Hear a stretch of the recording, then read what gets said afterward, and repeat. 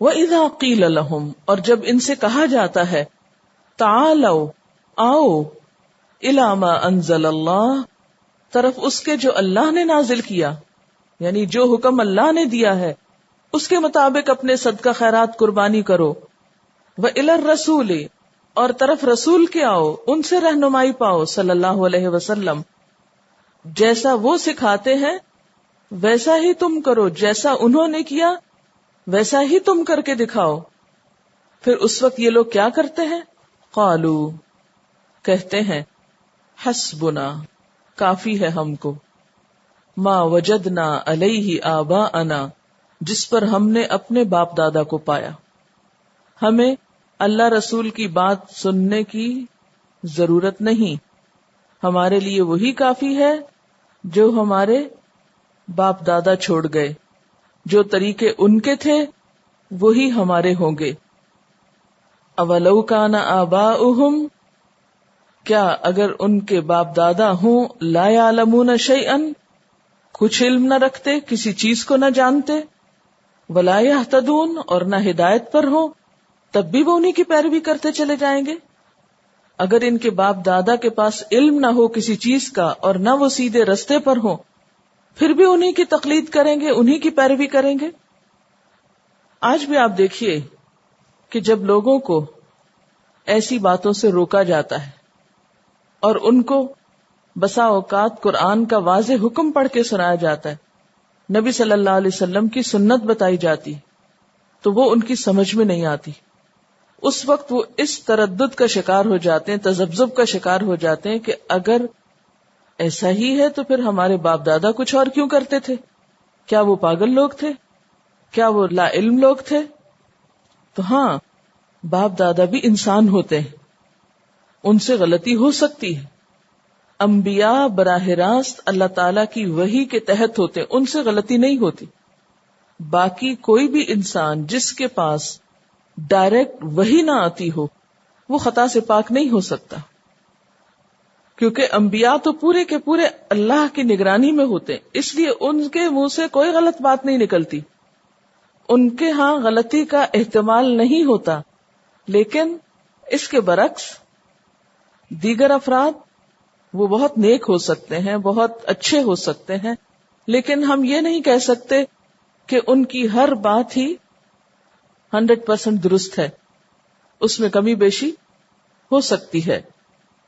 آج ہم دیکھتے ہیں کہ ہمارے معاشرے میں بھی جب لوگوں کو یہ کہا جاتا ہے کہ آؤ اللہ اور اس کے رسول کی طرف، تو اس وقت اس بات سے وہ کتراتے ہیں، اسے قبول نہیں کرتے، بلکہ اس کے مقابلے میں باپ دادا کی ایجاد کی ہوئی رسموں کو ہی اپنا دین سمجھتے ہیں۔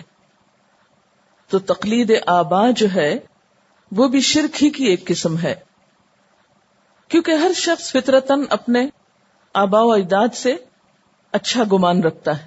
آپ اپنے ماں باپ کا احترام کرتے ہیں، اور کیوں نہ کریں، کرنا چاہیے، اللہ تعالیٰ نے اس کا حکم دیا ہے۔ آپ ان سے محبت رکھتے ہیں، رکھنی چاہیے، لیکن یہ احترام اور محبت جب غلو کا درجہ اختیار کر لے کہ ان کے مقابلے میں اللہ اور رسول صلی اللہ علیہ وسلم کی بات کو بھی پیچھے چھوڑ دیا جائے، تو ایسا کرنا درست نہ ہوگا۔ عام طور پر لوگ یہ کہتے ہیں کہ ہمارے باپ دادا، ہمارے بزرگ ہم سے زیادہ علم رکھتے تھے، وہ زیادہ سمجھتے تھے، وہ زیادہ نیک تھے، لیکن سب کچھ ہونے کے باوجود باپ دادا معصوم عن الخطا نہیں تھے، ان سے کوئی نہ کوئی کمی بیشی ہو سکتی۔ اسی لیے ہمارے لیے ہدایت کا معیار کیا قرار دیا گیا؟ اللہ کی کتاب اور اس کے رسول صلی اللہ علیہ وسلم کی سنت، کہ اللہ کی کتاب غلطی سے پاک ہے، نبی صلی اللہ علیہ وسلم کا طریقہ تمہارے لیے حجت ہے۔ تو ہم سب کے دل میں جو ہدایت کا معیار ہونا چاہیے وہ یہی کہ ہم کسی بھی بزرگ کو برا نہیں کہتے، کسی بھی عالم کی توہین نہیں کرتے، سب کا احترام لازم ہے، سب نے اپنے اپنے طور پر اچھے کام کیے، لیکن جیسا کہ نبی صلی اللہ علیہ وسلم نے فرمایا کہ ایک مجتہد جب اجتہاد کرتا ہے اور وہ درست رائے قائم کرتا ہے تو دگنا ثواب پاتا ہے، اور اگر اس سے غلطی ہو جاتی ہے تو بھی اس کی کوشش کا اس کو اجر مل جاتا ہے. آپ صلی اللہ علیہ وسلم کے الفاظ سے کیا پتہ چل رہا ہے کہ مجتہد سے بھی، بڑے سے بڑے عالم سے بھی خطا ہو سکتی. یعنی یہ حدیث کا مفہوم آپ کو بتایا کہ مجتہد اگر اجتہاد کرتا ہے اور صحیح نتیجے پہ پہنچتا ہے تو دگنا اجر پاتا ہے، اور اجتہاد کے باوجود اگر اس سے غلطی ہو جاتی، کیونکہ انسان ہے، اگر ان سے غلطی نہ ہو تو پھر تو سب فرشتے ہو گئے، تو بھی ان کے لیے ایک اجر ہے. اس لیے ہم سب ائمہ کرام، سب علماء کرام، سب دین کے جو نیک لوگ ہیں، اولیاء اللہ ہیں، بزرگان دین ہیں، سب کا احترام کریں گے. لیکن جہاں کچھ لینے کی بات آئے گی، کوئی طریقہ اختیار کرنے کی بات آئے گی، تو یہی دیکھیں گے کہ اللہ اور اس کے رسول صلی اللہ علیہ وسلم نے کیا فرمایا.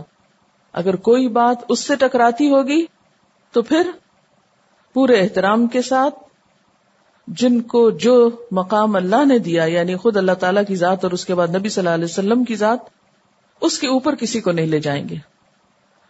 جب آپ کسی کو کچھ بات کہیں تو لوگ عموماً کیا کہتے ہیں، ہمارے بڑے جاہل تھے، انہوں نے بھی قرآن پڑھا ہوا، ان کو نہیں سمجھ تھی.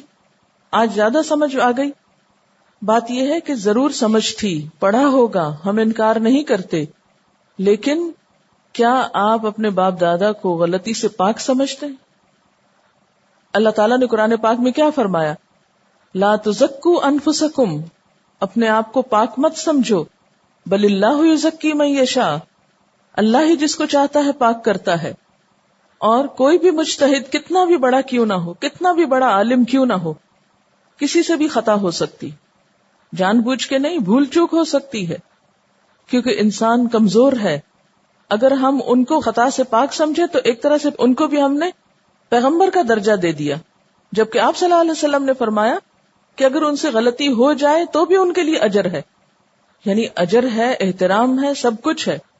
لیکن جب انسان ایک راستہ اختیار کرے گا تو اس وقت معیار اللہ و الی الرسول بتایا کہ تیسرا کوئی نہیں بتایا گیا. قالوا حسبنا ما وجدنا علیہ آباءنا، اس وقت وہ بات سننے کی بجائے کیا کہتے ہیں؟ کافی ہے ہمارے لیے جس پہ ہم نے اپنے باپ دادا کو پایا. جہاں تک دنیاوی طور طریقے ہیں، اس میں سے ہم میں سے کتنے باپ دادا کے گھروں میں رہ رہے ہیں اور ان کو توڑ پھوڑ کے اپنی مرضی کا نہیں کیا؟ کتنے ہیں جو ان کے رکھے ہوئے کپڑے پہن رہے ہیں؟ کتنے ہیں جو ان کے طریقے کے کھانے کھاتے ہیں؟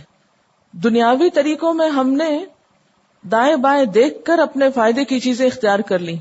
دین کے معاملے میں ہمارے پاس نہ وقت تھا، نہ ہمارے لیے اس سے ادھر ادھر دیکھنے کا کوئی جواز تھا. اس لیے اگر کسی نے بتایا بھی کہ دیکھو قرآن میں یہ لکھا ہے تو ماننے کو تیار نہیں ہو جاتے. اس وقت کیا چیز آڑے آتی ہے؟